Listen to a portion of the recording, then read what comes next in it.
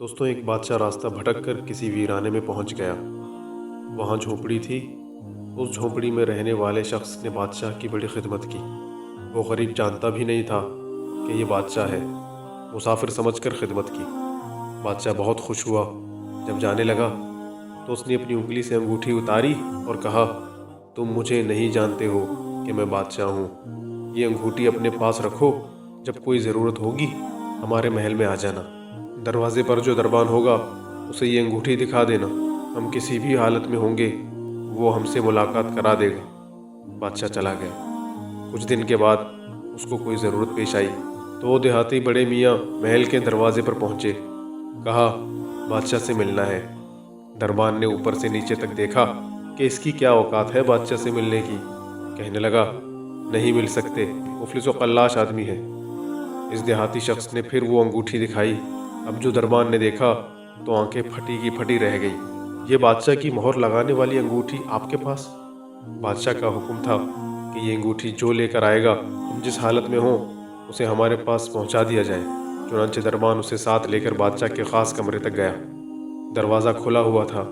अंदर दाखिल हुए। अब ये जो शख्स वहाँ चल कर आया था उसकी नज़र पड़ी कि बादशाह नमाज में मशगूल है। फिर उसने दुआ के लिए अपने हाथ उठाए। उसकी नज़र पड़ी तो वो वहीं से वापस हो गया और महल के बाहर जाने लगा। दरबार ने कहा, मिल तो लो। कहा, अब नहीं मिलना है, काम हो गया, अब वापस जाना है। थोड़ी दूर चला गया। जब बादशाह फारिग हुआ, दरबार ने कहा, ऐसा ऐसा आदमी आया था, यहाँ तक आया फिर वापस जाने लगा। बादशाह ने कहा, फ़ौरन लेकर आओ, वो हमारा मोहसिन है। वापस लाया गया। बादशाह ने कहा, आए हो तो मिले होते, ऐसे कैसे चले गए? उसने कहा कि बादशाह सलामत, असल बात यह है कि आपने कहा था कि कोई ज़रूरत पेश आए तो आ जाना, हम ज़रूरत पूरी कर देंगे। मुझे ज़रूरत पेश आई थी, मैं आया और आकर देखा कि आप भी किसी से मांग रहे हैं, तो मेरे दिल में ये ख्याल आया कि बादशाह जिससे मांग रहा है क्यों ना मैं भी उसी से मांग लूँ। ये है वो चीज़ कि हमें जब कभी कोई ज़रूरत हो, बड़ी हो या छोटी, उसका सवाल सिर्फ अल्लाह पाक से किया जाए कि वही एक दर है जहाँ मांगी हुई मुराद मिलती है। दोस्तों, अल्लाह ने दुनिया को दारुल असबाब बनाया है। यहाँ जो भी चीज़ हमें ज़रूरत होती है उसे हम हासिल करने के लिए वही तरीका इख्तियार करेंगे जो तरीका हमारे रब ने हमें बताया है, क्योंकि असबाब का इख्तियार करना भी हमारे रब का हुक्म है, मगर उस सबब पर ही यकीन रखना गुमराही है। इसलिए कि मुसब्बिबुल असबाब अल्लाह की ज़ात आली है।